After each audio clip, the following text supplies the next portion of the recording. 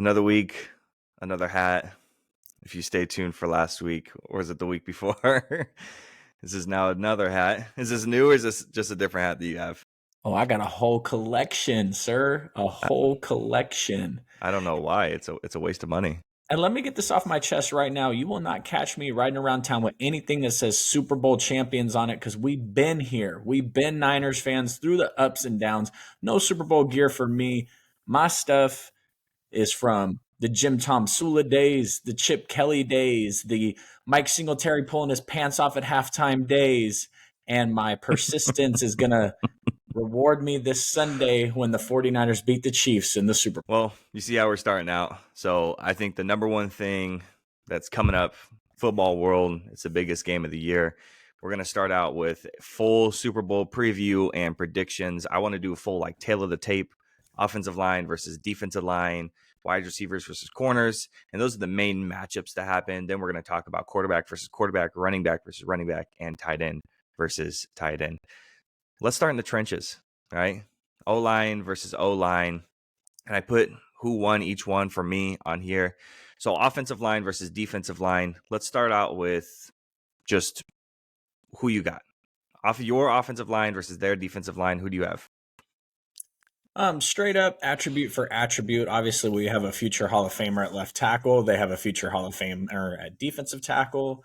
When you stack it up, I think that the Chiefs do have an edge on the defensive line, but the good thing for the 49ers is they have Kyle Shanahan, who has schemed around one of the best defensive tackles in the history of football, Aaron Donald, for years and years and years. And so I think that they're going to be able to find a way to stay away from Chris Jones and his destructive nature, which is why it's super important that we do not fall behind in this game. We have to play from ahead. We have to play from ahead. Ooh, I'm getting excited because if we get behind and we got to go into throw every down mode and Chris Jones can wreak his havoc, that's not going to look good for our center and left and right guard combo because it's probably a bottom 8 or 9 combination in the NFL. Now, they've been really good this year on paper because Kyle can scheme away from it. But when you get into that situation where you just have to drop back and pass every play, that's where Hall of Fame talents like Chris Jones and the other, they got a really, really good will you say his name? I'm not going to say his name, but you know who I'm talking about because I'll make a fool of myself trying to say his name. But they got a really good defensive end that can rush the passer, and we have to stay ahead. So I'm going to give a slight edge to the defensive line for the Chiefs. Yeah, so just looking at the defensive line versus offensive line, Brock Purdy ranks 27th in protection rate, and the Chiefs rank second in pressure percentage. That includes pressures, hurries, sacks, all of it combined into one. So second in the entire league. Brock Purdy again ranked 27th in protection rate for his offensive line. So that one does go to the Chiefs. Now, just to be super transparent, I have 4 categories here. I have rushing for the offensive line for the Niners, rushing for the offensive line for the Chiefs, and then I have passing, and then I have passing for the Niners and the Chiefs as well. So I have 4 categories just to be super transparent on the end total. Niners take this one 3-1. They take 3 categories over the Chiefs 1. This would be tied 2-2 because there's one category that's relatively close, and that is the Patrick Mahomes ranks 22nd in protection rate, while the Niners rank 17th in pressure percentage.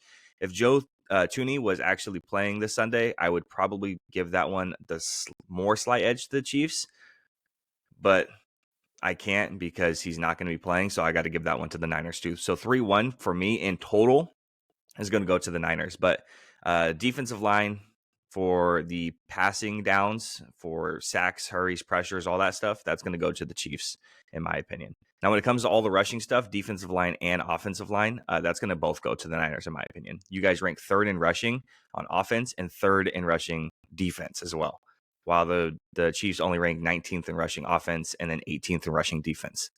Not very good. Yeah, well, you take the rushing defense of the Niners from the last 6 weeks, and it ain't that high. I promise you that. But Pacheco is an interesting player. The way he runs, it's not a ton of the outside zone reads that have hurt us this year. So we'll see.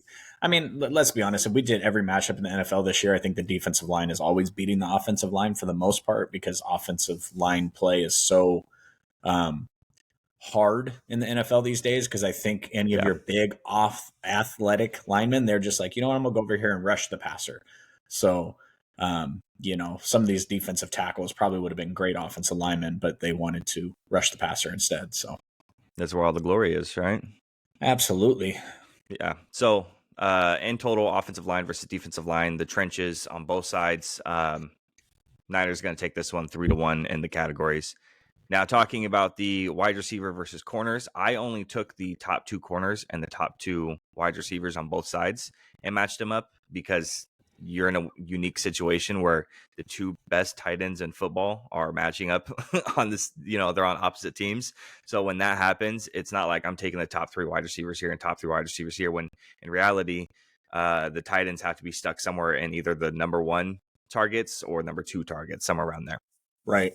So when looking at it, I matched up, and now you tell me where guys are going to match up because you know where your corners are going to sit for most of the matchups. And again, these are going to be rough estimations because a lot of corners these days and a lot of or wide receivers these days get moved around a lot, especially guys talking about like Debo gets moved around a lot. But looking at it, I have Ward versus Rashee Rice. Is that going to be the matchup that we see this Sunday a lot? I, man, I keep going back and forth on this. I wanted to put together something. And I thought about this a lot. I really think that we're just going to run a lot of quarters and a lot of three high, and we're just going Mm, to stay away from the man because I think, the Chiefs activated Sky Moore. He's pretty fast. Rasheed Rice is pretty fast. I just think the man to man stuff is where we can get hurt. And I don't think we're going to run a lot of it unless we're getting absolutely shredded. I think that we let our linebackers, who are extremely talented, blanket Kelsey and handle that. And then if they're going to beat us with Justin Watson or player C or whatever that is, then so be it. But Charvarius Ward against Rashee Rice is probably going to be the marquee for our defense against their offense, just because I really think the 49ers are going to go into this game and say Travis Kelsey is not going to be the one that beats us. So that's probably, if they're going to put up points, where it comes from. yeah, definitely. And if you look at the matchup itself, if that's who is matching up against each other, um, Ward has allowed 1.4 yards of target separation, while Rashee Rice has 2.49 yards of target separation. And then Mooney Ward is at 12.4 yards per reception, while Rashee Rice is at 11.9 yards per reception. And then if we're just talking about man coverage, because zone is more of a scheming thing and you have multiple guys in there, and we can't just talk about just zone by itself, but this is who matching up against man versus man. Ward has a 70.4 man coverage success rate, which is, if I remember correctly, it's like top 10 in the league this year. While Rashee Rice only has a 36.4% man coverage success rate, which is somewhere around 30-ish. So with all of the Chiefs wide receivers, they're all going to be pretty low on the man coverage success rate. Not very high, but kind of have the flip side of success for the corners for the 49ers. And I put Ambry Thomas as your guys' number two receiver. Would that be correct? Because I know you guys like to match stuff up kind of differently. Yeah, so Diamondor Lenore is our number two, but then he Right. kick he kicks inside to the slot when they go. So for the purposes of this conversation, the Chiefs aren't going to be running a ton of two tight end, fullback, running back, one wide receiver stuff. So D'Lo Yep. is going to spend a ton of time on the slot. Ambry's going to be outside on the edge, which And is that's why I took him. where they're going to try to hurt us with Ambry, Mm. because right now the whole offensive strategy when Ambry Thomas is on the field is just send that guy deep and have him commit pass interference. So I'm sure his statistics are um, they're probably actually not as bad as I think they are, just because he keeps getting burned on penalties and not actual huge passes given up. But Yeah, so Ambry Thomas is at 1.6 yards of target separation. I took Justin Watson because he's technically next up on yards. 1.32 yards of target separation. 9.8 yards per reception for Ambry Thomas, while Justin Watson has 17 yards per reception. So he's going to be more of that deep threat guy, but he's only going to command maybe 2-3 receptions a game, if that, if you're lucky. And then when talking about the man coverage success rate, Ambry Thomas is at 63.7%, and Justin Watson only at 33% for the man coverage success rate. So I think on this side, we're looking at winners for the Niners side, Mooney Ward, Ambry Thomas, because it's not that I believe in Ambry Thomas. It's more that I don't believe in whoever that third And I say receiver because Travis Kelce is obviously going to be your one, Rashee Rice is going to be your two, and then whoever, like you said, Guy C is. It doesn't really matter that much. I could have put anybody else in here. I just don't believe in them as much as I'm going to believe in the Niners corner over on this side over here. I have a feeling as we break this down, we're going to break down all these statistics, and the statistics at the end should tell you that we should thump them. Unfortunately, it's one of the greatest quarterbacks of all time on the other side, so it's a Yeah, very good equalizer. yeah. And then if you look on the other side, L'Jarius Sneed versus Brandon Ayuk. I'm gonna give the W to L'Jarius Sneed. I mean, if you look at these statistics, he's like top 3 in everything. 1.3 yards of target separation. Brandon Ayuk 1.78, 9.8 yards per reception for L'Jarius Sneed, 17.9 yards per reception. It's pretty ridiculous for a guy who's a 1, and 77.3 percent man coverage percent success rate, while 37% of man coverage success rate for Brandon Ayuk. And this one's the closest one. Again, this isn't like a dig at Brandon Ayuk. Brandon Ayuk's not one of my favorites because he's a Niner. I hate that guy. But if I didn't hate the Niners, he would be one of my favorite receivers to watch.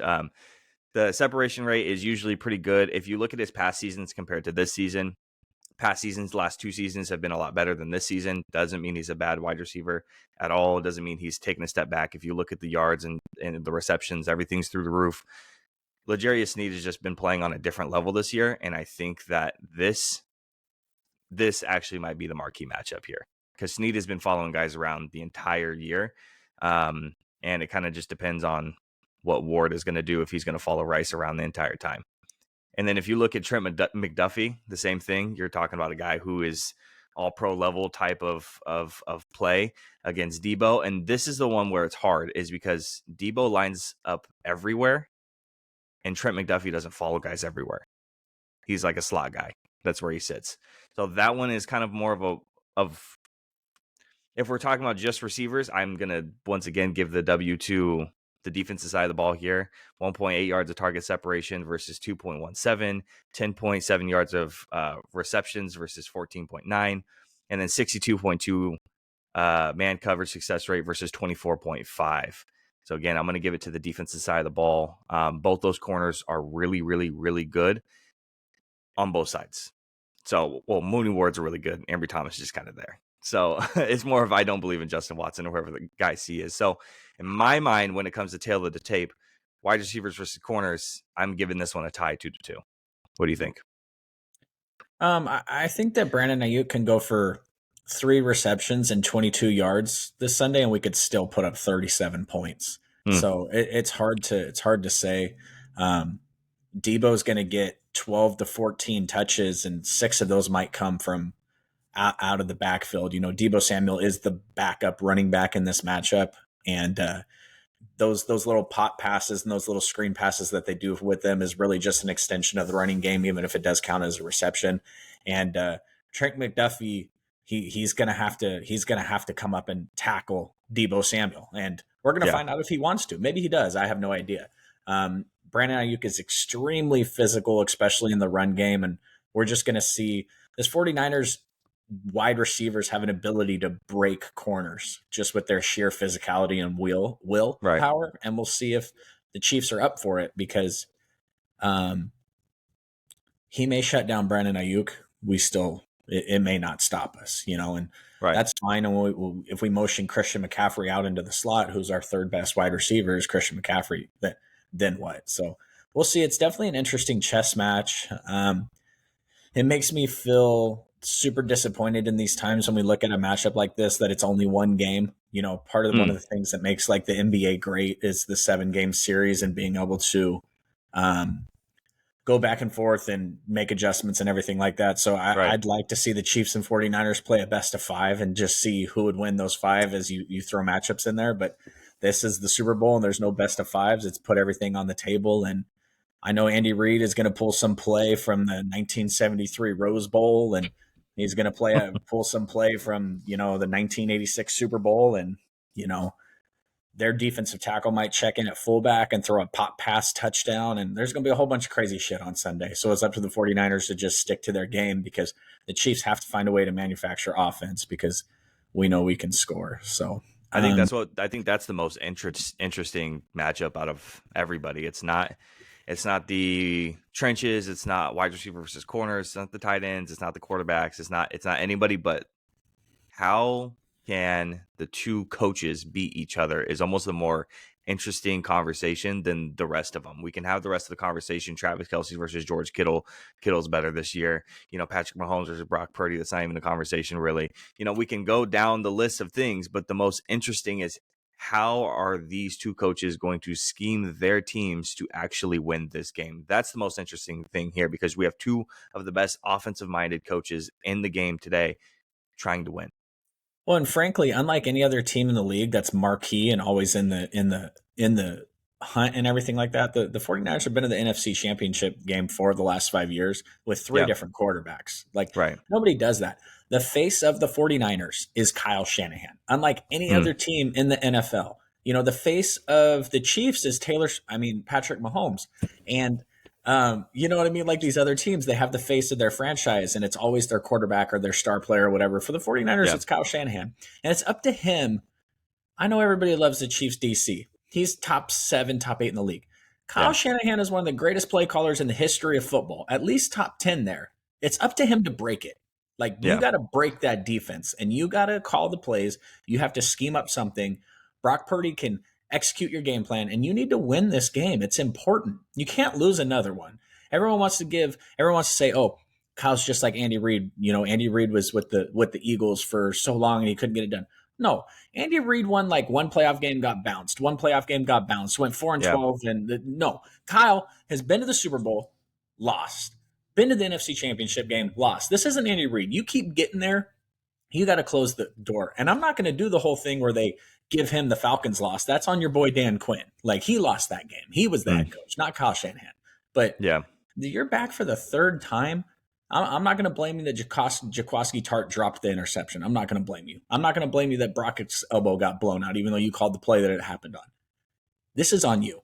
You mm, got to call the plays. You got to scheme it up. We have one of the best offenses anyone's ever seen. We have weapons everywhere. yep. You have to make it happen. And looking at it, especially looking at it too, where in the matches of like tight end versus tight end, I'm taking the Niners.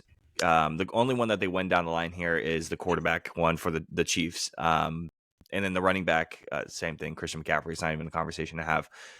But you guys should win this game. You look at statistics, you look at who wins the marquee matchups. You guys should win this game. There's no Give reason me looking at chills. everything where you guys should lose it.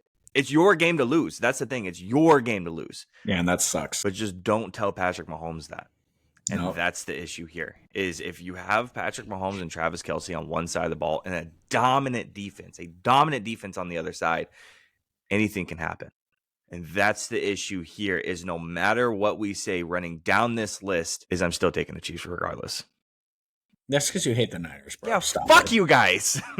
I honestly, I don't know. I think you'll make me make a prediction by the end of the game. But if you told me it was 21-20 and we lost on a Jake Moody missed field goal, that wouldn't surprise me. If you told me it was 21-20 and we won on a Jake Moody field goal, that wouldn't surprise me. To be honest with you, if you told me it was 40-17 and we went in and fucking thumped them because they got nothing for us, they can't score like us. Yeah. Our defense is just as good. So if our offense is better and the defenses are even, that means we win. That's how Mhm. football math works. Somebody told me that.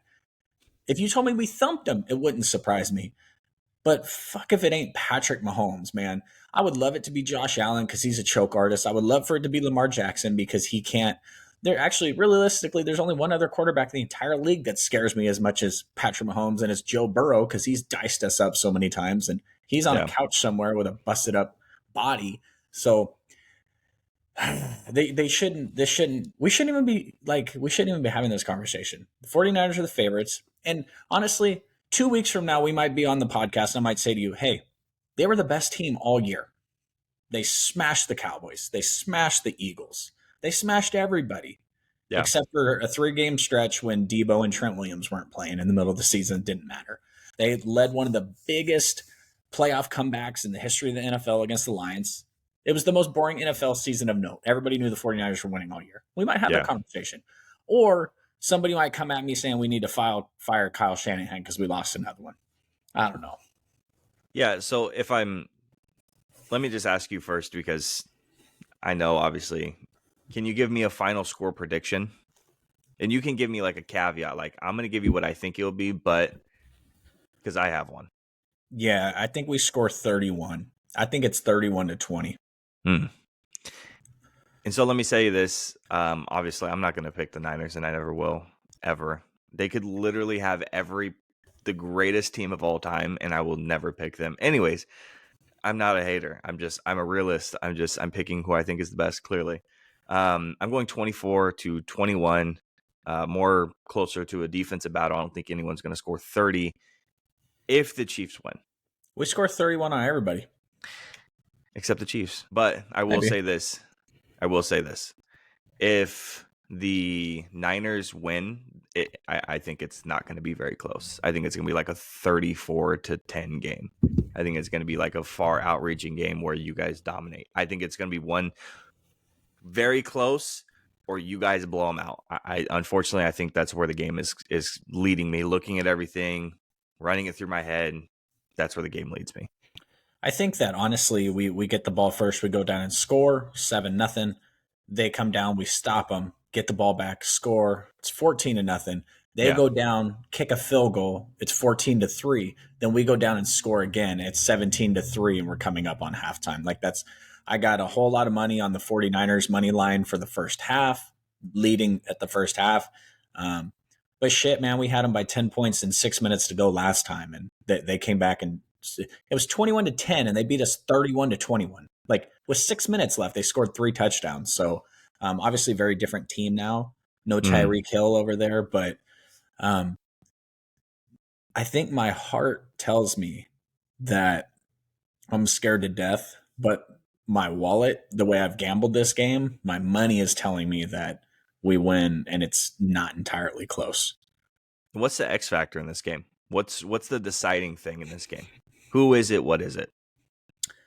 I think with all the talent on both sides of the field, this is going to be. I don't want to go. I don't want to go chalk and say, "Oh, it's going to be Christian McCaffrey." Mm-hmm.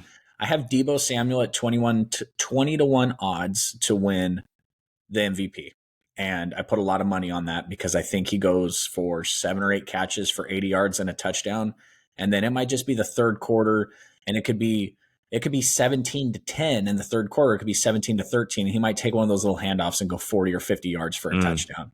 But for me, the defensive X factor or the X factor, shoot, I just gave it away. Um, we keep talking about these marquee players and how much money they make. I need to look at the box score at the end of the game, and I need to see Nick Bosa. Um, he held out all of training camp because he wanted to Yeah. get paid. He had a lackluster season because of it. He had 2 sacks last week against the Lions. Um, we cannot allow Patrick Mahomes to dance around back there like he likes to do. We have to hit him. We have to hit him often. We have to get that jersey. I don't want to see a clean jersey at the end of the first quarter. Um, and they have to disrupt the game because the Chiefs don't have the offense to make up with 3rd and 13, 3rd and 14, 3rd and 15. They don't have it this year. Right. We can't allow Pacheco to run all over the place. So Nick Bosa needs to set the edge and he needs to put Mahomes into the dirt. For me, that's that X factor of the game. I don't want to hear any of this. Oh, Bosa had 9 pressures. No, Bosa had 2.5 sacks and a tackle for loss on Pacheco on a 2nd and 7 that made it a 3rd and 9. You know what I mean? Mm. That's what I need from Nick. I need him to earn that money. And if Nick Bosa has a dominant game, like let me tell you this. Spoiler alert: Nick Bosa dominates. Are you taking the Chiefs at that point? I don't think anybody is. So You could go flip side and say, well, if we're talking about pressures, and Chris Jones has to get over there too, and he has to do something. But the thing is Brock Purdy is like top 3 from when I was looking at pressure completion percentage. He's like top 3 in pressure completion percentage. So it's like even if you do get pressure on him, it doesn't matter. The marquee matchup for me has to be those corners they locking down both that field. are. Yeah, and so well, if you look at the pressure completion percentage, Patrick Mahomes wasn't like up there for this year. But Brock was. I I don't want to say, but I also do want to say that Brock was actually one I in just mean pressure completion historically percentage. against the Oh yeah, no, blitz, for you sure. can't blitz Patrick Mahomes because he beats it. So you have to get home. I don't want to hear about pressures. I want to hear about sacks. Pressures are not going to beat the 49ers. Pressures Yeah. are not going to beat the Chiefs. Sacks will. Yeah, he's this efficiency is ridiculous. He's top 10 in true completion percentage, number 1 in deep ball completion percentage, top 5 in pressure completion percentage, number 1 in play action completion percentage, number 2 in red zone completion percentage, and then clean pocket completion percentage is also top 5. It's ridiculous. So Sounds like an MVP to me. I don't know. Yeah, I guess we'll have that conversation with some of the Cam Newton comments here pretty soon. Yeah, man. Again, when it comes down to this matchup, at the end of the day, you guys should not lose this game looking at everything and everybody. But the one person that really makes this difference is Patrick Mahomes on under center. That's boring. That's what makes the difference, unfortunately. It is Breaking boring. news from the 2020 podcast. Patrick Mahomes is an X factor in the Super Bowl. Yeah. No, I mean, that's what it is, unfortunately. That's going to be the one thing that has to be you guys. For you guys, it could be anybody and everybody. That could be that guy. But for the Chiefs, it has to be him. He has to carry the team on his back at this point. And through the playoffs, we can look at it statistically, but if we look at the last couple of games, we might be telling a different story. Yeah, I mean, devil's advocate, they beat the Bills, who are notorious playoff choke artists, and they beat the Ravens. Lamar can't win playoff games. That's the only reason why they're there. Now, I don't agree with that, but the narrative that comes out of this game is going to be pretty interesting if this final score is 37-20. You know what I mean? 37-21. I'm not predicting that. I'm just saying it wouldn't surprise me because the Chiefs don't compete with us in any type of way statistically at all. Like, it should not be close. The problem is they just have Patrick frickin' Mahomes. Right. So, you take that roster and put like Trevor Lawrence on it, and they're not even in the playoffs. So, yeah, I think that's fair.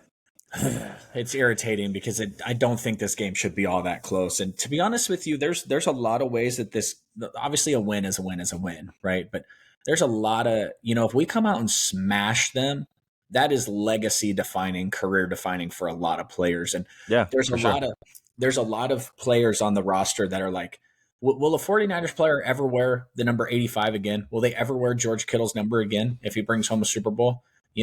Can Fred Warner, a 3 or 4 time all pro defensive middle linebacker with a Super Bowl win, can he start a path to Canton with a game like this? Trent Williams is already in. Christian McCaffrey, Christian McCaffrey's like 8th right now in current players rushing yards. He's really not that high up there. Now, all-purpose yards, he's a lot higher, but he gets the Super Bowl. Does that get him closer to the Hall of Fame? There's a lot of players that are here to. And frankly, it doesn't matter if the Chiefs lose. They're already one of the greatest. Like Travis Kelce going to the Hall of Fame, Patrick Mahomes going to the Hall of Fame. Like they don't need another one. Share the wealth. Share the wealth. That's what they're coming to the table with. It's like, I mean, frankly, and if the NFL is scripted, like everybody says, they want the Niners to win this year. One of their prevailing franchises needs a return to dominance, and it's clearly not going to be the Raiders. It's clearly not going to be the Steelers anytime soon. Right. I didn't even make a Cowboys reference that time. You're welcome. Yeah, I was waiting for it. What's crazy is I think if they win this year, if the 49ers win, they're the favorites to win next year. Why wouldn't they be? They're just going to add a couple draft picks and not lose it. Sure. Why wouldn't they run it back? Yeah. So, no, I agree. All right. Well, off of unless the boring Cowboys get Saquon. Cowboys should sign Saquon. I don't know about that. Yes. Let's talk about other news, and let's talk about a different running back instead. We have a bunch of smaller news carousel for this week. So Derrick Henry, first of all. Future Cowboy. The Chiefs and the Ravens are teams to watch for a landing spot for Derrick Henry this offseason. This is just reports that are coming out. Derrick Henry is a free agent and is expected to sign with a contender in the range of $5 to $6 million a year. Now, if we're talking about the Chiefs, feel a little bit weird to me. I'm not a big fan of that doesn't make any sense. Yeah, I don't like that one. The Ravens I like a little bit more, but I'm still not a big. I'm not the biggest fan of that one either. You mentioned the Cowboys, and usually when we're mentioning the Cowboys, we're attached to every single name. Of course, if they're a big name. Jerry's gonna go big this year. He promised. Yeah, he says that every year. I don't care about that. He says it every year. He goes on that goddamn podcast, the goddamn radio show, and he says the same thing. We're going all in this year. We're going all in Well, this yeah, year. I think we're gonna push it in all year, all in this year. We're gonna try to get everybody we can. Yeah, I love Texas and I love the Cowboys. Yeah, I don't. I like the Derrick Henry thing to the Cowboys thing actually, because Me too. something that we missed a lot is that red zone presence. When Zeke left, we missed it. We severely missed it. Tony Pollard could not get into the end zone, and But Tony Pollard. taking Good. contract out of it, why do you not like Saquon? No, I like Saquon, but that's the thing. It's the contract thing. Okay, The money okay. thing's always going to come to mind. It's how much money does Saquon want? But you're Is gonna he being free up so realistic? much money when Micah goes to play for Dan Quinn. Yeah, all right. Now, listen, if he actually does leave, I'm going to sit here and say, it doesn't surprise me. Like, he made the comments before. That would be If he starts to, shocking. It if would he be starts, shocking. it would be, because you don't see edge rushers, like big name edge rushers, go on the market like that. You don't It's just see not a anybody thing. go on the market because they just get the franchise tagged out the hell out of them and then they sign like Dak. Yep. When was the last marquee free agent coming off his rookie year contract that was available? Like marquee. It just does not happen. Yeah.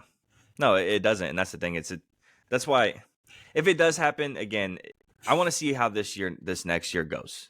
His attitude, how he plays. If he just doesn't seem like he cares, it would not surprise me for him to just turn around and be like, I don't want to play for the Cowboys. I don't really care to. I don't want to. I want to see how his attitude is for the coming year before I make a proclamation about what's going to happen. Again, it Sure. wouldn't surprise me, but it all depends on him and his attitude for the whole year. But with the Derrick Henry thing, I think it's to the Cowboys makes a lot of sense because of that red zone presence that we missed. To the Ravens, it does make some sense too. Can you think of any other, just off the top of your head, landing spots that Derrick Henry could be kind of rushing off to? He's made so much money the past couple of years, 13 million, 14 million, 13 Mm, million. He would have to sign for the Cowboys on like a 1 year 3.4, 3.5, and that doesn't come. He's not signing that fresh out of, for the beginning of the offseason. That's like week 3, week 4 of the preseason. He hasn't landed yeah, anywhere else. So I honestly don't think he's going to sign with a tier 1 contender. I don't think you're going to see him on the Cowboys or the Ravens or any of that. I think it's much more likely that you see him on a team like the Rams, yeah, one of that's what I those was teams thinking that's too. a Yeah. contender but is not actually a contender. It might be a good change of pace for Philadelphia. There's a lot of places Well, that DeAndre Swift is a free agent. and they lost the trust that Jalen had with Miles Sanders and the way they ran that read option, and then losing him. I think that was like big time for him. Yeah. Um, but also I think a big wild card this offseason, and I know they have to do a lot of cap gymnastics, but I think the Chargers are going to try to go after everybody, especially with their new OC. I've been trying to say for a couple of months now that Greg Roman was out there and somebody that I think is a weird fit with Justin Herbert personally, because I think Herbert's more of a pocket passer. You can go 5 wide, and that's really not Greg Roman's bag. I thought Right. that I thought that whoever I thought the Bears should have fired their head coach, and whoever was the head coach of the Bears should hire Greg Roman there. Yeah. Justin Fields, Caleb Williamson, etc. But I think the Chargers are a big wild card. But I think that Derrick Henry is going to stick it out, and he's going to try to get a 10 million, 9 million, $11 million contract. And if the league tells him, hey, you're not worth that anymore, then we'll see. Yeah. No, I agree. And when talking about the Chargers too, that's why I think Brock Bowers to the Chargers makes a lot of sense. Is Greg Roman specifically? Brock Bowers, Chargers, makes a lot of sense. Draft stuff. I mean, Greg Roman likes those tight ends, man, and they're gonna need one. And the thing is, too, is in a secure target. And if we're talking about the Chargers and clearing cap space and stuff, Mike Williams is probably gone. Joey Bosa is probably gone. Khalil Mack might be gone, or Joey Bosa might be extended, restructured, something. But I think a guy like Mike Williams is going to be out of there. So he's going to need another target for sure. And Josh Palmer's cool, but you need another guy. I want the Chargers to take a wide receiver. But Brock Bowers is definitely an interesting fit. He's a top 10 pick for sure. He's not getting out of the top 10. Yeah. But we'll see what happens, Maybe. because if it goes wide receiver, I'm sorry, that was stupid. If it goes quarterback, and then at 4, I guess the odds-on favorite is probably Marvin Harrison Jr. Yeah. But you can't go wrong with taking what's the tackle's name? Joel Joe Alt. Yeah, or Olufashanu. you can't go wrong with taking Joe Alt at 4 also to protect Yeah. Kyler Murray. Now Marvin Harrison Jr. is sitting there for Justin Herbert. We'll see. Well, yeah, That's and then then that's if you after the 49ers win the Super Bowl conversation. oh yeah, sure. You mean when they're sitting at pick 31 instead of 32? We'll talk about the draft. We're already in it, so let's talk about the first and second overall picks. The Bears are expected to keep the first overall pick and draft Caleb Williams. This is according to Matt Miller. It is, I think it's the Draft Scout on Uh, Instagram. Yeah, so check quote, out his website. everyone I spoke to at the Senior Bowl speculated the Bears will draft Williams first overall and then trade Justin Fields for a package potentially centered around the second overall pick. Or, sorry, second round pick. Makes a lot of sense. It's something we've been talking about. We did a deal or no deal, and it was to the Falcons for a second round pick. But the second round pick feels like that's what the asking price is currently right now. When it comes to the Caleb Williams conversation, whenever we get into the draft season, everyone starts to get down on certain prospects who have been up the entire year and guys who have not been up the entire year. They've been kind of in the middle of the process, start to move their way up a little bit further and further and further. We're not doing And that this year, Jacob. We're not. We're sticking to our guns. unless I watch more film, I don't know if you noticed when I sent you the wide receiver list again, stuff moved around. Like Keon Coleman moved down a little bit. Tez Walker moved up because I was told to watch his Kent State film instead of just his UNC film. So I went back and watched that. And I'm like, damn, I was wrong. My bad. And then I heard a bunch of stuff about separation rate and stuff like that for Keon. And then I moved JJ McCarthy up too. Forgot to tell you that. I apologize for the JJ McCarthy disrespect. I moved him up a little bit. I'm not apologizing for the Jaden Daniels stuff because he still looks like complete cheeks and he looks horrible. So You're a certain person that you're close to thinks that the Patriots will trade pick number 3 to the Bears from Justin Fields. That's his going theory. yeah, I've heard him talk about the I'm first like, round pick for Justin Fields thing, maybe but the second round third pick that they yeah, have for Justin Fields. The Patriots are so weird. It's such a wild card thing because they don't have the stalwart of their organization that's been there for 20 years. But right. I would tell you if it was still Bill Belichick sitting there, I would have JJ McCarthy going there, number 3, or Bo Nix. But maybe they just want to go Jaden because they already went chalk last time with Mac Jones and it ended up terribly. So Yeah, and I like the conversation that we're having. It's always picks 3 on. 1 and 2 feel like solidified. Just for the sake of the second round pick, the Commanders front office have reportedly had internal discussions about selecting Drake May as a second overall pick. According to NFL insiders, Cliff Kingsbury opted out of the Raiders position and chose the Commanders due to their quarterback situation. And he's certainly not picking the quarterback situation because of Sam Howell. So the second overall pick is a big selling point for any of the coaching opening positions there, the OC, the head coach. That's why guys would want to go over there, that and then the large amount of cap as well. So seems pretty solidified that it's Caleb 1, Drake 2, which I'm fine with. I'm totally okay with. I like Drake May a lot. I have no jittery, oh no, it's a quarterback from UNC type Mitch Trubisky type stuff. I'm okay with it. major shout out to the professionalism and awesome nature of this new Washington Commanders regime doing everything the right way. Oh yeah, A oh little backstory for the viewers. Me and Jacob disagree on the Washington Commanders handling of the Ben Johnson situation with the Lions offensive coordinator. So I'm team Washington Commanders and he's team Ben Johnson. So that's where that came from. yeah, and we're gonna talk about it at the end of this smaller Stay news tuned. segment. Yeah, for sure. But what I do like about the whole draft segment is I think because some people say the draft starts at 3, some people say it starts at 4. I don't know do you think that the third overall pick is kind of solidified as a quarterback right now? Is it solidified as Jaden Daniels? I mean, we hear the talk every year of the quarterbacks, and it feels like in the past like 2 years of quarterbacks, guys who we thought were going to go higher have dropped down the board significantly when the draft actually starts. We've seen like Will Levis. Will Levis, was supposed to be somewhere around the 15 to 25 range, and he drops out of the first round completely. So, do you think that the league thinks highly of Jaden Daniels enough to select him third overall? Because I think there's a real actual conversation to be had for Marvin Harrison Jr. at third instead of at fourth to the Cardinals. I think that barring a trade in the top three, it's solidified as quarterback. I don't believe the Jaden Daniels thing.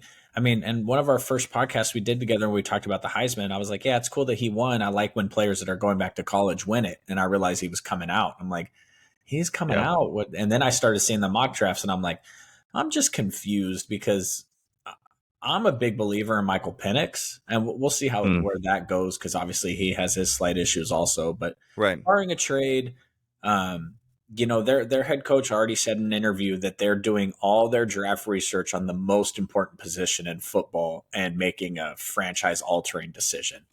Right. So outside of trading back, certainly nobody is trading up for Jaden. That's definitely not happening. I don't think so. So outside of trading, but the thing is you don't trade a ton of draft capital to move up to number 3 to select a wide receiver. Especially, I love Marvin Harrison Jr., but it's not Julio Jones, it's not Calvin Johnson. Like it's not like it's been quite a while since there was just a true blue top 3 stud of a wide receiver that everybody Yeah. knew was going to be. Nobody's trading up for that. You don't trade up for a tackle. I love Joe Alt, he's awesome, but you don't trade up to 3 for a tackle. So Yeah. I think the um, furthest you could say about when it comes to Marvin Harrison Jr., it's like, oh, this is the best since. We're not going to say Julio or Calvin, like you said. I mean, you can go best since Jamar Chase. You can go back to then. I think Marvin Harrison could be Jamar Chase, but Jamar Chase, yeah, I love Marvin Harrison Jr., so I'm not going to do that here. But I just think you're not trade. I don't think you're trading up for that. I don't think you're trading draft capital up for that. No, for Now, sure. now, if the Patriots can drop back and they can add, if the thing is I'm a big believer in drafting the player you want. I don't care Mm. about positional value unless you're taking Cole Strange in the first round. I don't agree with that. I think I had him mocked to the Niners in the fourth round. But if you can trade back, if you believe Michael Penix is the guy, if you believe Bo Nix is the guy, if you believe JJ McCarthy is the guy, um, great. Trade back, grab whoever you can, but just Right. realize that you're not going to have a ton of clamoring if the Commanders put the number 2 pick on the block, everybody calls, except for the Mm. teams with quarterbacks, right? Right. Obviously, if Caleb's up for grabs, everybody calls. The number 3 pick is just, you know, it's like the 49ers trading all that draft capital up a couple years back, and then it's like, all right, well, we already know that these 2 guys are going to be off the board because they're the certified studs. And it's Yeah. funny because one isn't even going to be a starter next year, and the other one has a bust label that's looming over his head. But there was 3 guys there that were like, okay, is it Mac? Is it Justin Fields? Is it Trey Lance? At number 3 is just, I don't know. I don't, I disagree with the pick, but I'm seeing it mocked everywhere. So maybe I'm just missing it. Yeah, for sure. Excuse the. I don't know if you can hear the helicopter flying overhead, like directly overhead. Well, moving on, talking about Tua. Tua is anticipating signing a contract extension with Miami this offseason. He told reporters this past Friday. Tua finished with 4,600 yards and 29 touchdowns. Is projected to make around $50 million a year. Some are projecting around 50.4. It's around that range. It's funny I don't know if you've ever messed with Over the Cap before, I love and over the cap. I don't know if you've ever messed with their like evaluations for how a quarterback has played to their money this year. And if you look at it, how Tua was around like 32.9 or something like that is what he played up to million wise a year is what he was playing up to this year. But again, it's the market, you can't argue with it. Like I looked up Patrick Mahomes and he was around like 34, 35. And then Dak was at like 42. Brock was at 37, 38, something like that. So, and then they show week to week too. So if you ever, for the viewers, mess with Over the Cap a little bit, look at the market, just look up Over the Cap, type in a quarterback name, market value, and it'll pop up and you can start messing with all the charts and stuff. And it's pretty cool. So 50 million a year to, I think some people are going to ask the question of like, why are we re-signing Tua for $50 million a year? This is going to put him within the range of X quarterbacks, and he doesn't play up to X quarterback. The thing is when you have a quarterback that is good enough to get you to the playoffs and is you don't just get rid of him. You don't just not sign him just because you're like, oh, well, he's not good enough, so I'm going to start. We're going to go grab Cooper Rush in free agency, and we're going to start him instead, and we're still going to go to the playoffs. It's just not how the NFL works. So some people are going to be asking the question is, why would they sign him for that much? And at the end of the day, it's just market value. That's what the market is. You don't get rid of a guy like that who is still under the helm, who's still a top 15 quarterback in the league, and is still going to take your guys to the playoffs, hopefully. It's going to depend on the structure. Also, I'm not going to freak out about the money or anything like that. I want to look at the structure, because if he comes out and signs a 3-year 175 million, they're giving him 55, 58 million a year, but it's for 3 years, and the third year is voidable, or they have an early out or whatever. I'm not going to. Now, if he Yeah, gets 5 years, like 250 million, 280 million, that to me, because now you're talking about Raheem Mostert's retired. Tyreek Hill is retired. How yeah, are you going to supplement that offense? yeah. Tyreek Hills just don't come on the market every day. The Chiefs had a decision to make. It was Chris Jones or Tyreek Hill. They traded away the wide receiver. They won a Super Bowl. Obviously, they made the right decision, right? Right. But you can't just supplement yourself every year by trading for one of the best wide receivers in the world. Like, it doesn't happen that way. So if he signs some massive 5-6 year contract, that'll really be a red flag for me, Mm-hmm. especially considering that I think it's kind of proven that he's not going to be able to perform at the highest levels in the snow and the rain and everything. Um, but if he signs a 4 year, I won't be mad at that, because you can always pivot. I mean, look at the Broncos. They're pivoting off Russell Wilson, and they gave him a terrible contract. So Yeah. if the owner's willing to spend the money, you can always get out of it. So I don't think it's wrong to extend him. Obviously, they won a lot of games and they looked really good. And frankly, it's the Miami Dolphins. Like, winning a playoff game is a success for them every year. Yeah. That's not a Super Bowl or bust pedigree franchise like the ones that we root for. So Yeah, people aren't looking at the Dolphins losing in the playoffs and the Cowboys losing in the playoffs as the same thing. not at It's all. completely different. Yeah, no, I agree. Moving on to a elite wide receiver who actually might be on the market this year, Stefon Diggs. Stefon Diggs stated that he was uncertain about his potential return to the team for the 2024 season. This uncertainty aligns with the information from the Buffalo team sources, indicating that the Bills front office is also undecided about retaining Diggs. Now, I have 5 teams here, and I have 5 trades. So I don't want to waste time. So if you don't even like the team, the fit, just say, I don't like the fit, and we don't even have to go over the trade itself. So the first thing I have is the Carolina Panthers. No. Okay. Wait, am I doing this for the Panthers, or am I doing this for Diggs? Do this for Diggs because I think Diggs is more unhappy than anything else.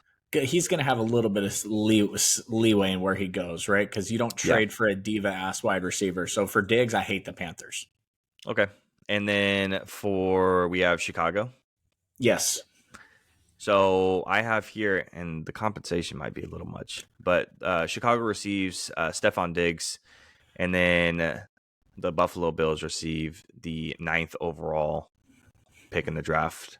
No. That would be the compensation. So, or there's also a situation where this happens on draft night. Chicago trades down in the middle of draft night and then trades that pick to the Bears. Or excuse me, yeah, the Bears. Excuse me. Oh my God, the Bills. So closer to like the 20-ish range, whoever wants to move up in the top 9. So there's also that situation. But if you don't think that Stefon's worth a first round pick, I should say, then He's not worth a top 10 pick, because you can just get. I need to keep these draft boards up. I need to put them on the wall that way. Malik Neighbors, No, Rome after him. Odunze. Dunze, thank you, Rome. You could just get him at the top 10. Now, if you're telling me it's your number 9 pick and you're getting Stefon Diggs and a second and a 3, or you're getting Stefon Diggs and the Bills 25th or whatever that is, I'm kind of interested in that. But Yeah. Stefon Diggs goes to the Bears and you give up a top 10 pick, I'm out on that, because you got to pay him also. You could Mm. just get a wide receiver.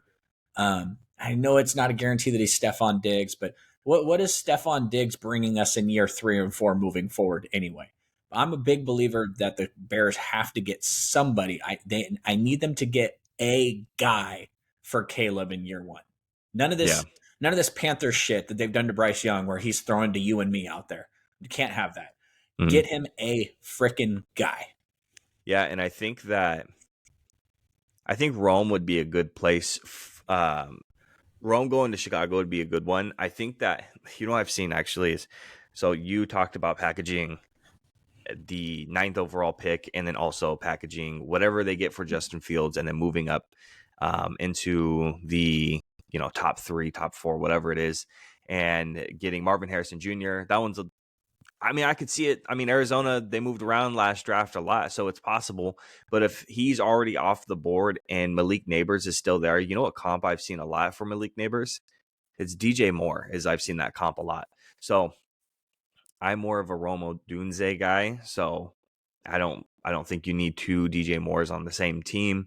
I think Rome gives a different flavor and variety to that Chicago team. But Stefon going there, if they trade back and you get somewhere around the 21st, second, third, fourth, overall pick, you trade all the way back there. I mean, and you get Stefon on top of that while, trading away that first round pick. I don't mind it, because if you're trading that far back from 9 to the 20s, you're getting a lot of compensation. So you're getting the Oh yeah. compensation, for that. And then you're also getting Stefon Diggs while trading one of that first round picks away. So you're getting a lot of compensation and you get Stefon. I mean, I feel like that's a pretty good building block. But yeah, I agree. Ninth overall is kind of a lot. But if they trade back for it, I think it's a pretty good trade. I think that you take. I think honestly, I put the clip on my Instagram and I sent it out to a couple people. They call me crazy, but if you can trade Justin Fields for a second and a fourth, and you can take this year's 9, this year's a second overall and a fourth round, not second overall, number 9, a second round pick, a fourth round pick, and next year's first. I think that can get you the Cardinals pick. Yeah. Now I may be saying all this, and the Bears may not even like Marvin Harrison. They might be, no, I'll just stick at 9 and I'll take a Rome, or I'll trade 9 to the Bills and get there first, and we'll get Stefon Diggs, and at 24 we'll take Keon Coleman, or whatever else they're going to take at that point, a corner or a safety or a tackle or whatever. But Yeah. um, Right. I I know DJ Moore, I get it, but I think that they got to surround Caleb with whatever they can, because the thing is with the Bears is, if let's just say they won 7 or 8 games next year. They don't win a ton, but Caleb Williams has a stat line like CJ Stroud this year, just played that well. That would be so huge for them moving forward in that fan base. Frankly, they deserve it because Chicago fans are loyal as hell because that team sucks Yeah. and they just stick by them every year. Yeah, I like that. Bills receive the 23rd overall pick and a fourth rounder from this year as well, number 123 for Stefon. Yeah, I like that. Yeah, that one's a little. God, man, CJ Stroud getting Stefon Diggs is a little bit ridiculous. I think they No, got to get CJ Stroud something because he made a lemonade out of nothing this year, and everybody's like, "Oh yeah, no, Nico Collins, he's a great wide." Oh, really? Who was talking about him last year? Nobody. yep, Just because he made him look good, yeah. Go get CJ a guy. I love that. yeah. The thing is with the Texans and their free agency and their offseason in general. And when we do the off seasons for division by division, this is going to come up. I think depending on how the board falls is going to be really, really dangerous because you can get a wide receiver in free agency. You can get that guy in free agency. If they sign a guy like T. Higgins, I'm totally fine. I'm totally okay. And I'm really comfortable because whoever's falling there in that tackle spot, um, for number 23 overall, whether it's JC Latham, Tyler Guyton, whoever it is, No, you need you need to buff up the offensive line a little bit more because CJ Stroud was pressured a tremendous amount and they need to make sure they protect him. That is your franchise going forward. You need to protect them. The offensive weapons are okay and they're good. You just need to you don't find offensive tackles of that quality, of good quality, really good quality in free agency. You find good quality wide receivers in free agency, but you need to take a tackle in the draft, in my opinion. So Surface level, sure, it's good, but depending on how the board falls, they might regret it. Is just where I kind of stand with, especially looking at the wide receiver free agency pool. I think they can go after somebody there, especially since they have cap space too. Next team I have is the Colts. That seems right. That seems like who it's going to be. It Yeah, won't be some team that absolutely needs him. It'll be a team like the Colts. yeah. I have the 15th overall and then the 5th rounder I don't think I for would do it Diggs. if I don't think I would do it if the Colts though, because if Anthony Richardson comes back next year and struggles a little bit, you don't need him chirping. You don't need Trayvon from the sidelines. Get this guy out of Indianapolis. That just seems like a lot of drama for your young quarterback. And we know CJ Stroud is the truth and he can throw the ball. We don't know if Anthony Richardson can throw the ball. I don't know if you need the drama. Yeah, no, that's fair. And I would agree with that too if we're looking at from Stefon's perspective. And Especially since then, we're talking about a player that we're not talking like everything went smoothly in Minnesota and now things are going weird in Buffalo. You know what I mean? Like it's not yeah, Antonio Brown, but still it's a little weird, you know. no, I agree. And then last one, I have the Giants. What's the comp? The comp is the Bills get Dexter Lawrence a 2nd and a 5th, while the New York Giants get Stefon in a 6th. It's so not nah. I'm out. I mean, bro, the Giants need everything. They need everything. Yep. Everything. They got a quarterback under contract that sucks. Their best player's leaving in free agency. They don't have any wide receivers. Uh, you know, they don't have anything on defense except for the guy that you want to trade away for Stefon Diggs. I guess they got a young corner. But no, I hate that. The Giants, the Yeah. Giants honestly, I don't even know what the hell they're going to do in the draft. They're going to take Neighbors probably, I guess. I don't know. Yeah. I don't think that solves anything for them. It's going to be BPA for them, I think. Yeah. Absolutely hate it. All They right. just they need so much. It's like the Yeah. Panthers. Like the Panthers need everything everywhere all over the Yeah. place. Slow build type situation. No, I think that's fine.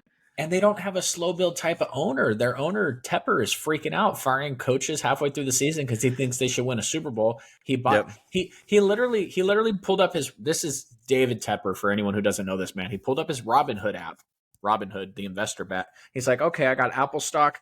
I'm going to sell that Apple stock, and now I'm going to buy the Panthers for $2 billion in cash. It's just in the safe. Let me go grab it. And then after 5 minutes, he's like, why haven't they won yet? This is bullshit. Like that dude's a fucking wild card. Like he Yep. bought an NFL team as a passion project. It's like, hey, you know what? I'm bored. Like I keep destroying the stock market. I date the most beautiful women. I drive the nicest cars. I have everything in the world. Let me just own an NFL franchise. And then now he's pissed that it's not working out for him because literally Yep. everything else in his life has. Yep. And he takes it out on fans to throw drinks on them. Yeah. I mean, don't get me wrong. The man's hella successful in everything he's done, Yep. which is why it makes owning the Panthers and they got literally zero future. They Yeah. got zero future. I feel so. I mean, I might have been wrong about Bryce Young watching him this year, but they got nothing. They got nothing. Neither do the Yeah. Giants. Yeah, I would agree. Trading for All right. Stefon Diggs doesn't fix that for either of those franchises. Moving on to Cam Newton. I don't know why this man continuously tries to slander this man's name.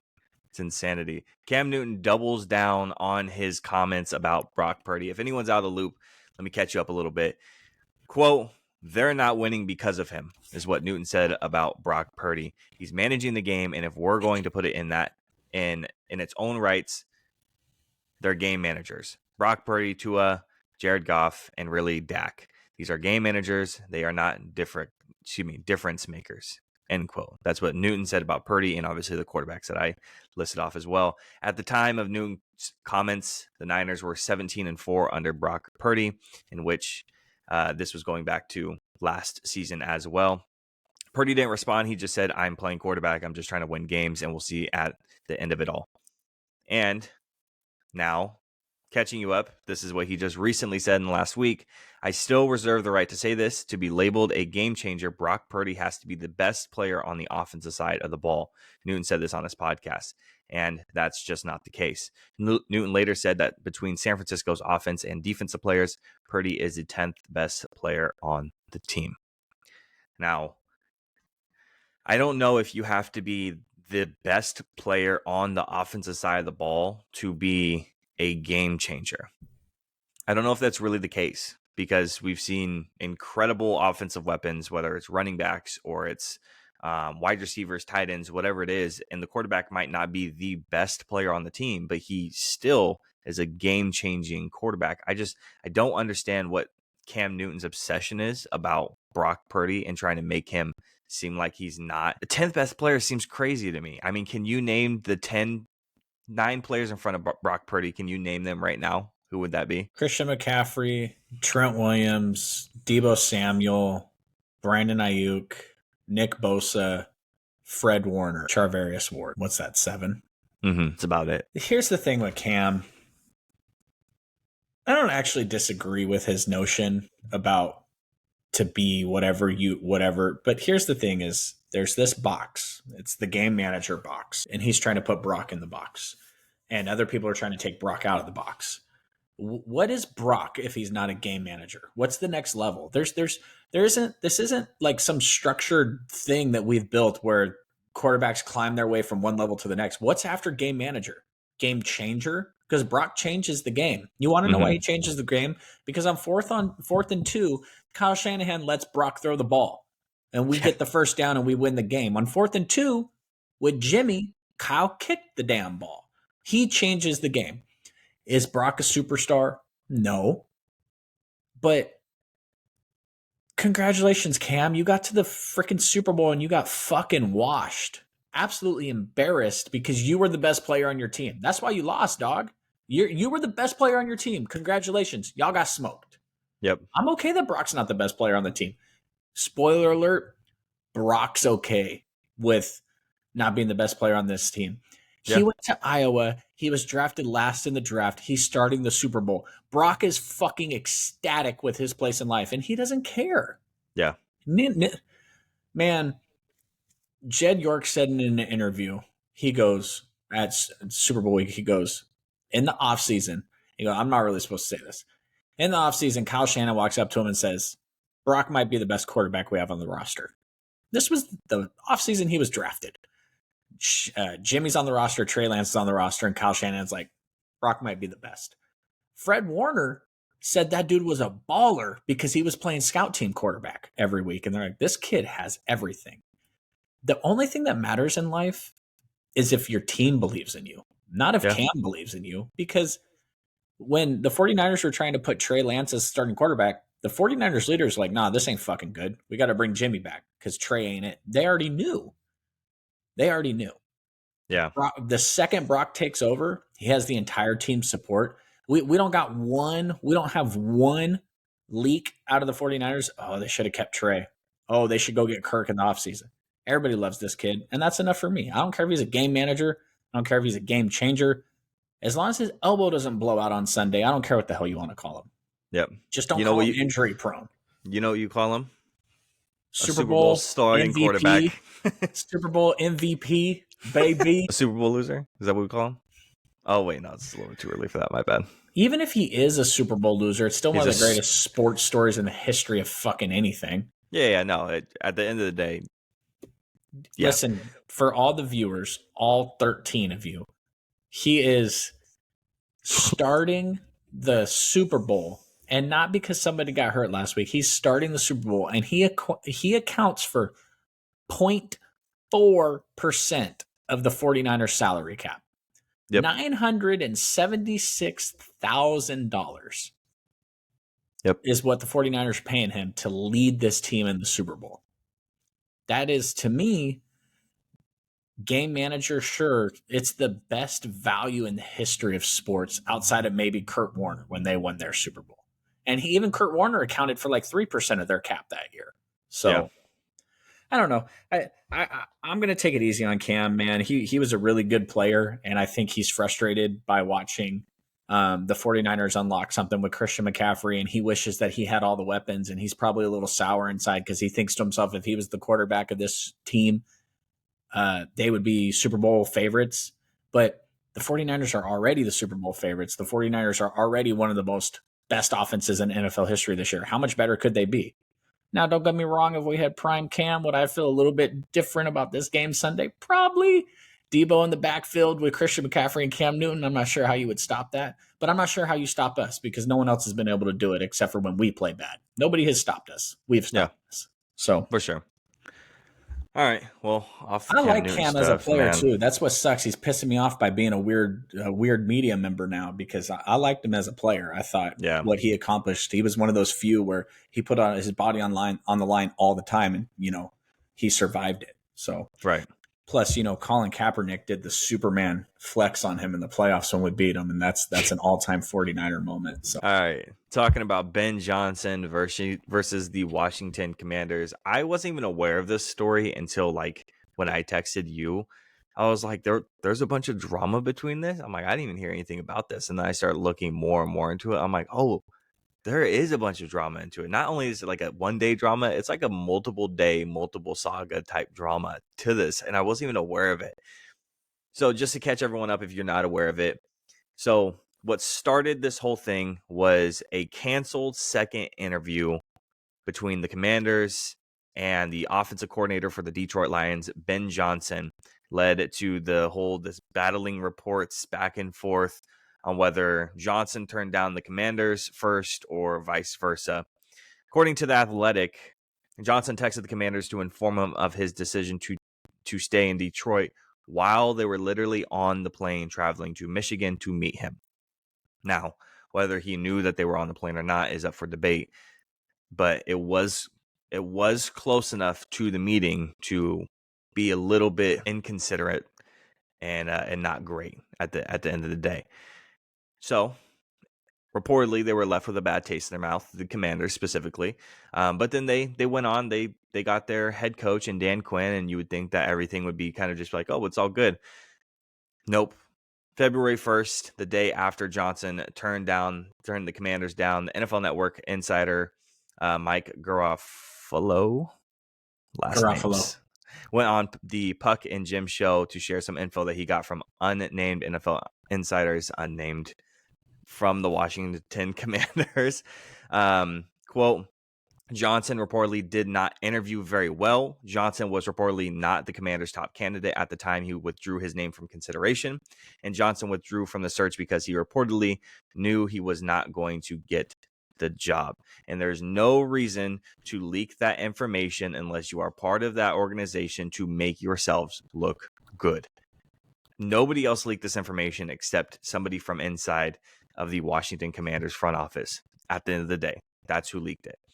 And then the only thing that Ben Johnson responded with was someone from inside Ben Johnson's circle was told that Ben Johnson was reportedly turned off by Commanders ownership, that they're basketball guys, and they felt like they were a little bit too confident in their football opinions.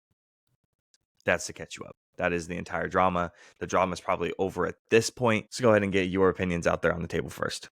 I'm a big Adam Peters guy. I think he's as professional as they come. He's worked with Brady. He's worked with Elway. He's worked with the 49ers. He has been the number one GM candidate almost every year for the past couple of years, and the 49ers kept giving him more money and promoting him. They made John Lynch the president of football operations and made Adam Peters the GM. That way he would stick around.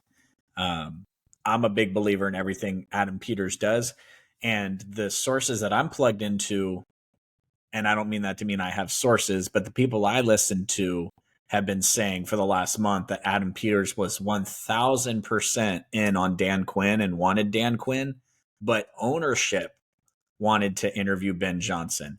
So I had my initial reaction with you, but to me, this screams Adam Peters had his guy. Ownership really wanted to interview Ben Johnson, and then this new ownership was kind of scalded when Ben Johnson, their guy they had their eye on, canceled the interview.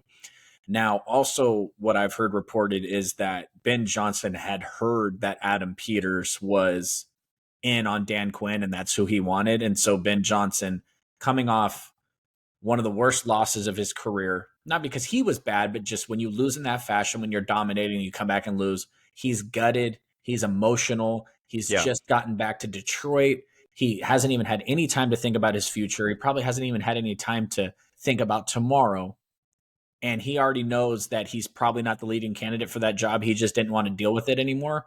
I don't really hate for him to cancel. I'm not going to sit here and pretend that he waited for them to board the plane and fly over to cancel on him. Why would you do that? Why would you burn your um, next couple of years of reputation by doing something like that? So I've kind of eased back on Ben Johnson on this. I think he should have taken the interview no matter what, because it's important to show that you can go through what you went through and still put a positive foot forward. I think it does hurt him a little bit that he canceled the interview coming off the loss. But if he knew he wasn't the top guy, he just went through this thing. Um, and frankly, it's a small red flag for the new Washington Commanders ownership, not for their front office, because I think Adam Peters is a beast and I think he's going to turn the franchise around. But you get spurned a little bit by your golden boy, and then you're leaking that he interviewed terrible. I hate that stuff. I know that's been the book out on Eric Bieniemy for a couple of years, that he sucks at interviewing, but Yeah. make your decision. I personally think it was the wrong decision. I don't believe in hiring defensive coaches. And then Dan Quinn's like, "Yeah, I'm not calling plays." Well, what the hell do you do? You stand on the sideline while your team loses the Super Bowl. That's what you do. That way you can be like, "Oh, it wasn't my fault. It was Kyle Shanahan's."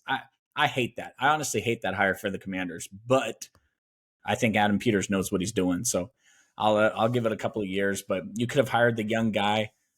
But then again, maybe he did interview terrible.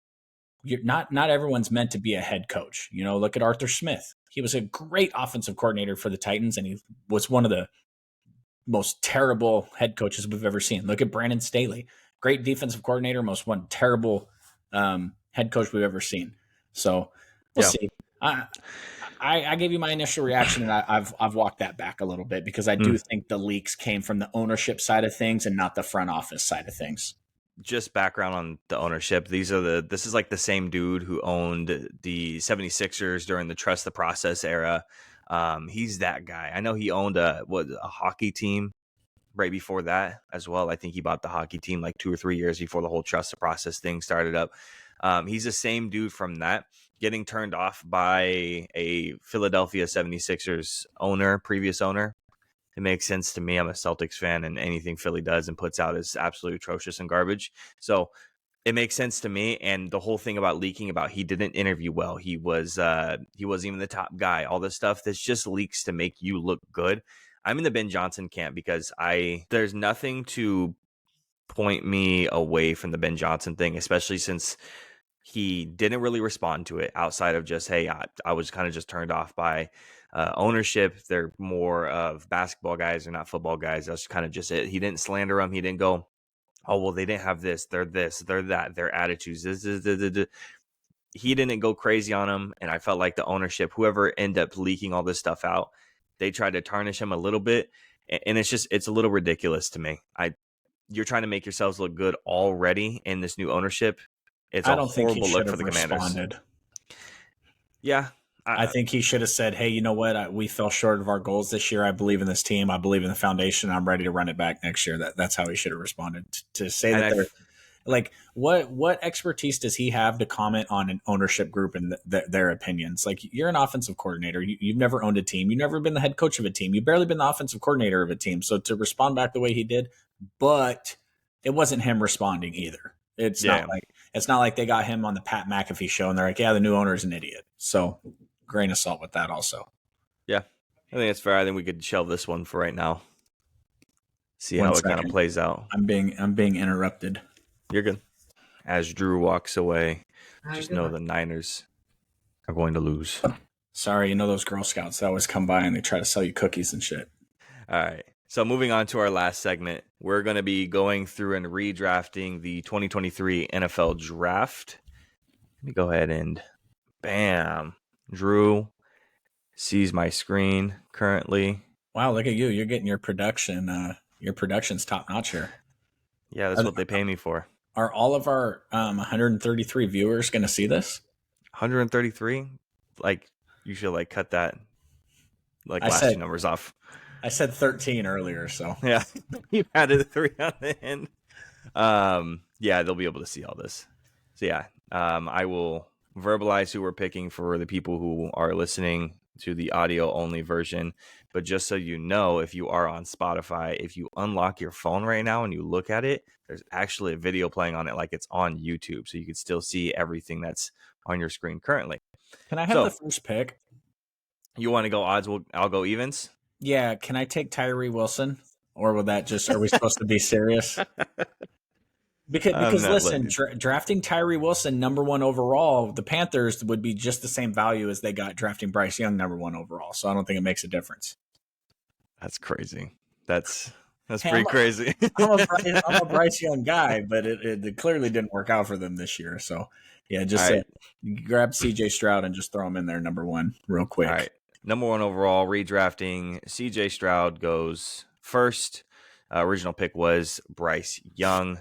Second overall pick, Houston Texans. I'm still taking Bryce Young. I'm still a Bryce Young believer. I think that if you surround Bryce Young with correct talent, that he will be a good quarterback. If you give him a garbage offensive line with no offensive weapons and coaching that gets cut right in the middle of the season, you're not going to develop your quarterback well. I think you put Bryce Young on the Texans, I think they win 8 games. What you're acting? Nobody was talking about their weapons before that last season. C.J. Stroud made them weapons. Nobody wanted Nico Collins last year. Yeah, that's fine. I still believe in Bryce Young more than I believed in CJ Stroud initially. And that was initially, obviously. But I still think that Bryce Young, you give him the weapons, I think they're fine. They're not going to the playoffs. I'm not saying they're going to the playoffs. I'm just saying they're not gonna be the worst team in the league like the Panthers are. Number three pick. That is going to be. So Arizona Cardinals hold the pick. This is the pick that the Texans traded up for, but we're gonna leave it alone. So are we assuming it's Arizona picking number three, or is it the Texans picking number three? How do you want to do it? Let's just assume that it played out the way it did, that they traded up because they still want their guy. Yeah. Okay. So let me make sure I pull up the actual. I would love to go Jalen Carter here. I really would. But I think, they traded all that draft capital because they believed in Will Anderson and he had a great season. So I'm going to stay Will Anderson. Okay. Yeah. So original pick Will Anderson, and we're picking Will Anderson. Just so you know, if I had had the second pick, I would have picked Anthony Richardson. I know. I know. And I think most people would have, but that's where he's going right here for me. Which Anthony the jury's Richardson. still out on him because if you're going to be a physical running the ball quarterback and you can't stay healthy, then that's completely worthless as a skill set. So, but in Yep. the few flashes he had to throw the ball, I think he surprised a lot of people with that ability there. Yep. So we'll see. And so fifth overall was the Seattle Seahawks. They originally selected Devon Witherspoon, and this one's yours. Um, I'm gonna stay there. Devon. Yeah. Okay. And if you want me to click on any of the I want to see corners, wide receivers, whatever, just let me know. And then sixth overall, Detroit Lions. This was the Cardinals pick. So the Yeah. Cardinals picked here. This was originally Paris Johnson, who did play right tackle all of this year. Looking at the tackle list, I think, oof, Number 19, man. yeah. So Darnell Wright is, again, this isn't going to be Detroit's pick. This is Arizona's pick. Original pick was Paris Johnson Jr. Going Darnell Wright. It's a close one. If this ends up, let's say we do a redraft for next year for the 2023 draft, and Paris Johnson Jr. switches over to that left-hand side and he plays really well, I could easily swap him right back to that. But If you tell currently, me right now that Paris Johnson Jr. ends up a left tackle, I'm okay with him being a top 6 pick. But if he plays yep, right tackle his whole life, his whole career, then it's an overdraft for a right tackle. yep. And this is the Raiders pick right here. Original pick was the great Tyree Wilson. Yeah, Jalen Carter for sure. The Raiders would trade everything in the world they have right now to replace Tyree Wilson with Jalen Carter. Can you imagine Max Crosby and Jalen Carter? Whew. Oh yeah. And then eighth overall, Atlanta Falcons. Original pick was Bijan Robinson. Assuming we wanted to put ourselves through an immense amount of pain doing this podcast and we wanted to redraft the entire draft, which we're not going to do, does Tyree Mm-hmm. Wilson go on the fourth or the fifth? How far does he fall? Currently, the fifth. He falls pretty far, I think. That's almost as far as a certain defensive tackle taken at the end of the first round would fall. I don't know what you're talking about. All right.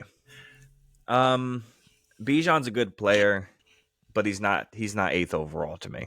They already have running backs on the roster. You already have Cordell Patterson. Like, what? Why? Why? Yep. I love Bijan. He's a Madden hero, but Yeah, man. And looking at who their offensive line is good. Wide receiver, they traded Calvin Ridley. The only one that they have on that's really good is Drake London. I think this could be a wide receiver spot for them. Um, who's your second corner too? Because in my opinion, this could easily go wide receiver. And if this is wide receiver, you don't think they'd take Levis? no, I don't think so. I think it's a little bit too early for Levis. A little bit. Knowing If what they he, know, what they did with Desmond Ritter, and who else did they play this year? Washington's backup from last year. oh, I can't remember his name. Oh gosh, Anyways, no, I'm gonna go wide receiver. I'm going Jordan Addison. I think the talent's too much to bypass there, in my opinion. Ninth overall, Chicago Bears. Original pick was Darnell Wright, offensive tackle. Darnell Wright now off the board. I think they stay tackle. You going Paris Johnson, Broderick. Yeah, slot Paris Johnson in there. Paris Johnson to the Chicago Bears. And 10th overall was the Eagles. Original pick was Jalen Carter. Original pick, Jalen Carter. They're definitely taking a corner, no doubt about it. Oh, yeah. After the horrible corner play and how you have a potential all-pro, future all-pro guy right there who's playing the best corner in the league as a rookie for the first couple of weeks, yeah. Christian Gonzalez to the Eagles feels a little bit like a no-brainer. 11th overall is the Tennessee Titans, and the original pick was Peter Skoronski. He ended up playing left guard all year. Let's redraft him. Let's go Skoronski. Yeah, Skoronski is who we thought he was, and it's just a bona fide, super Who you solid thought he was? left guard in the league. We'll see. We'll see. 12th overall was the Detroit Lions, not the Houston Texans. So was Jahmyr Gibbs? No. Yeah, no. I don't think I this mean, is. it's hard to say. They made the NFC Championship game with Jahmyr Gibbs, but it just seems like, I think thinking back, they might, if they had a really solid second wide receiver that wasn't going to drop the ball on fourth down twice, maybe they would have been in the Super Bowl this year. Imagine what the Lions with Zay Flowers and Amon-Ra St. Brown. I'm going to go with Jackson Smith and Jigma instead of Zay Flowers. Fair I enough. think that the position that they needed is probably wide receiver. Now, Bijan kind of crossed my mind here. I think that's where the Bijan conversation starts. But Jahmyr Gibbs might even go ahead of him still in this redraft. I think that's might be where he goes is in front of him. 13th overall, Green Bay Packers. This original pick was Lucas Van Ness. Throw the edge up there. There's a certain wide receiver still on the board too. Their wide receiver talent is so good, though. Yeah, and I totally picked one wide receiver without thinking about it when it should have been a different one. Oh, would you swap out Njigba for Addison? No. Where is he? Oh, Puka Nakua. Oh, yeah. Put Puka Nakua on the Packers. Do that for me, please. Oh, my gosh. That's scary to think about. Yeah, I messed that totally one up a forgot. little bit. Yeah, man. He was. Yeah.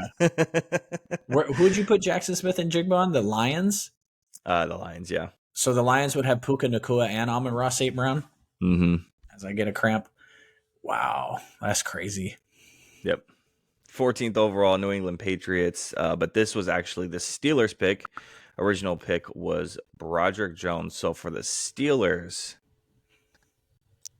I think you stay. Broderick played really well last year. I think you got to stay with that. Yep. 15th overall, New York Jets. This original pick was Will McDonald, edge rusher. Yeah, they're going to go offensive tackle here. Maybe if they go offensive tackle, Aaron Rodgers doesn't tear his Achilles. It's true. Dwan Jones. Yeah, let's go Dewan. I was I'm a gonna big say, I was Dewan like, guy. I don't think there was another one. I think Dewan he went in the second or something like that. Yeah. Washington, 16th overall. This was still Washington. Original pick was Emmanuel Forbes, and if you still want corner, you're not going Emmanuel Forbes. You're gonna end up going Joey Porter Jr. But let me double check to see what we have up here. Commanders. Who else is up here? Yeah. Let's go with Joey Porter Jr. I think that's the pick there. Next pick is the New England Patriots. Original pick was Christian Gonzalez. Wow, they get hurt here. I think they would take Banks. Obviously, they were looking for a corner. Christian Gonzalez is off the board. I'd give him Deontay Banks. Yeah, Maybe they take Will Levis. that's what I was thinking too. You want to go Banks or Levis? Nah, I'll stay Banks. Okay. They weren't going to start over at quarterback, knowing what was coming. So 18th overall pick. Originally Sam Laporta, originally Jack Campbell. I think I just played my hand a little bit. He was way too good of a tight end to not retake right there. Tampa Bay. Original pick was Kalijah Cansey, defensive tackle. I think Tampa Bay could either go D-line, edge rush, corner. I think that's where they can kind of sit right now. you don't like that guy that's on your screen right there in Tampa Bay? Takes a lot of pressure off of Baker. Right here? No, below that, Bijan. Above that, Oh, right here? Yeah, that's true. But, I mean, who's their back out there? I always forget his name. He didn't rush for a ton, but he had like 700 receiving yards, dude. Rashawn White. Yeah. His stats were on par with Bijan's. Let's go Nolan Smith. I had Rashawn White on my fantasy team all year. He was really good. And 20th overall is the Seattle Seahawks. Original pick was Jackson Smith and Jigba. And here, who did we go with them the first time around? Christian Gonzalez, right? Or no, we stayed, right? It was still all right. Quinn Johnson? Yeah.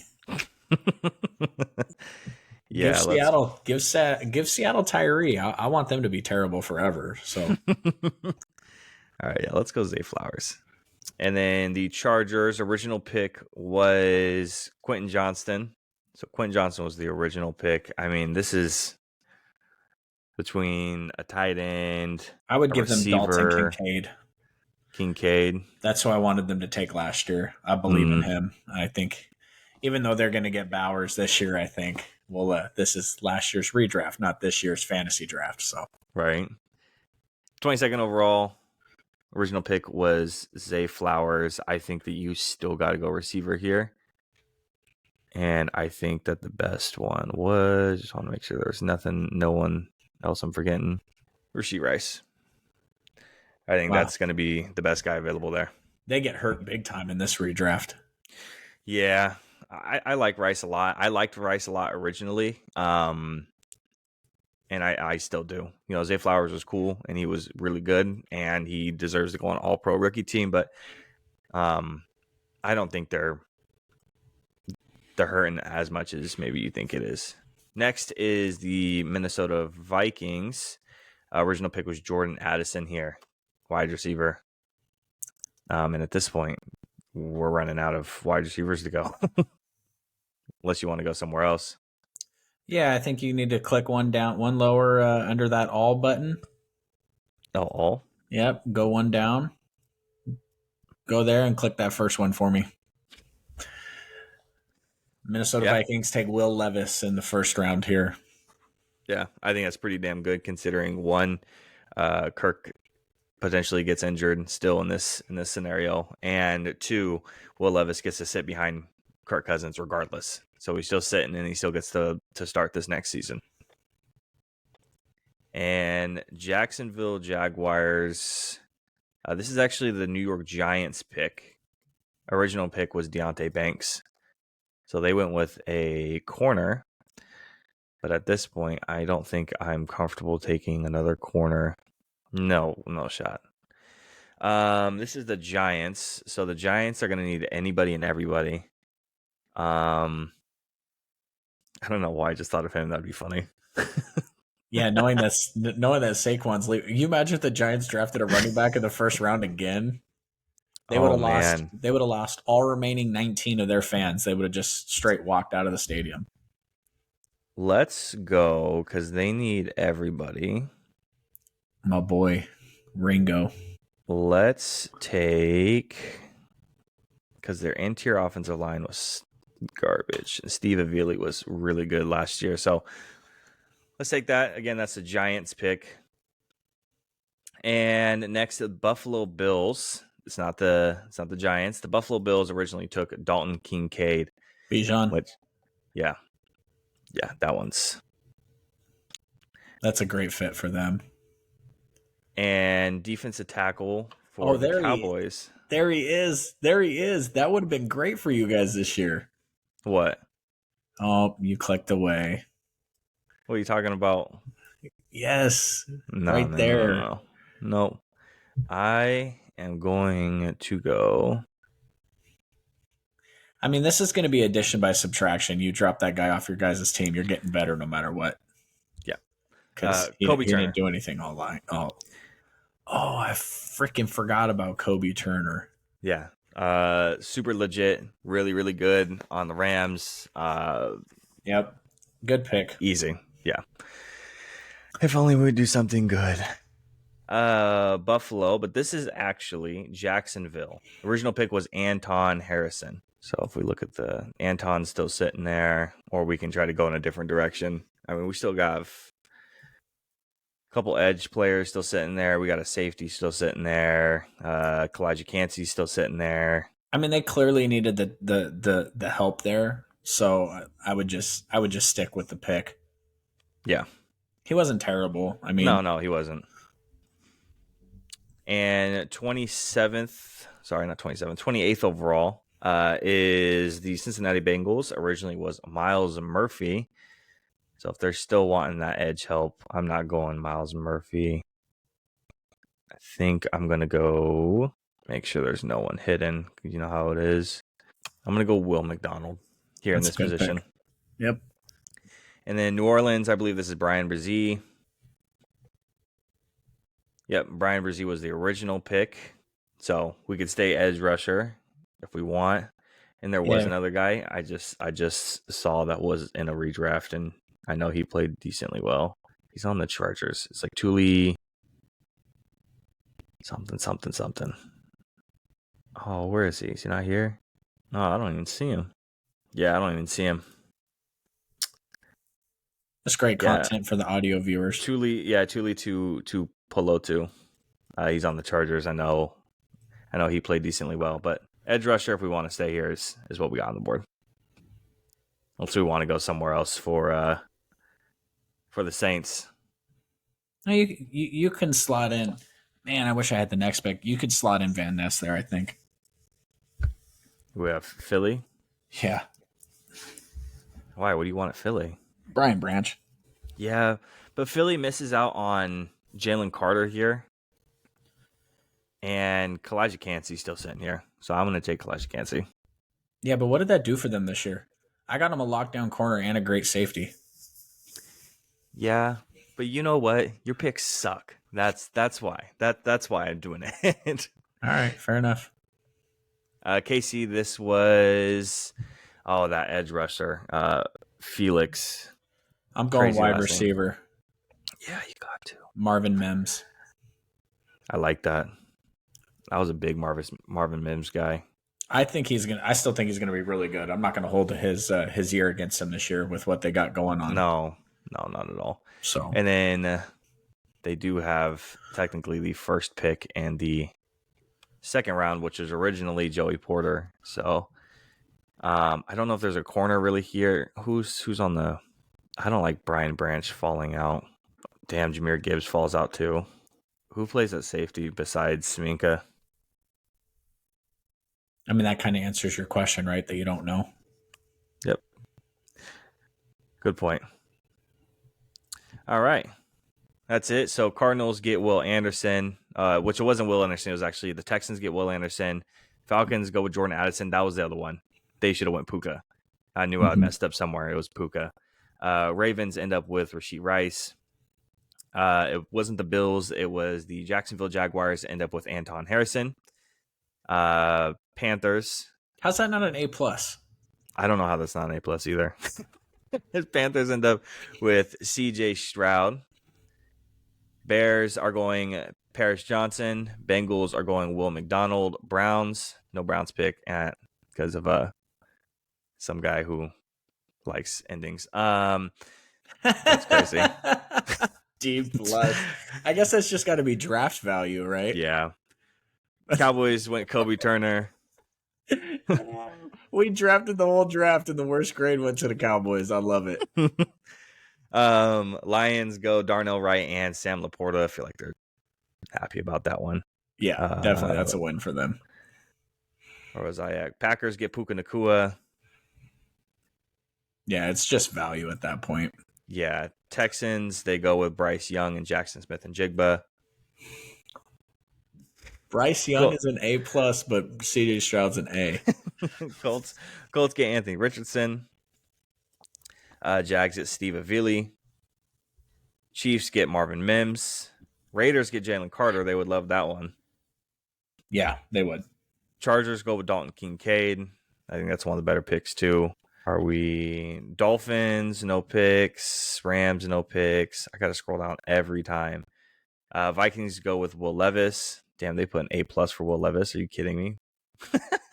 You get an A for CJ Stroud. That's crazy. Man, all my picks are just freaking killing it. I didn't have no D+. Shut up. Patriots get Roderick Jones. Idiot. I'm just saying, all my picks. You got 2 D+. Saints get Lucas. Ooh, I got another A+. I'm clearly the draft expert of this podcast. Clearly. Jets get DeJuan Jones.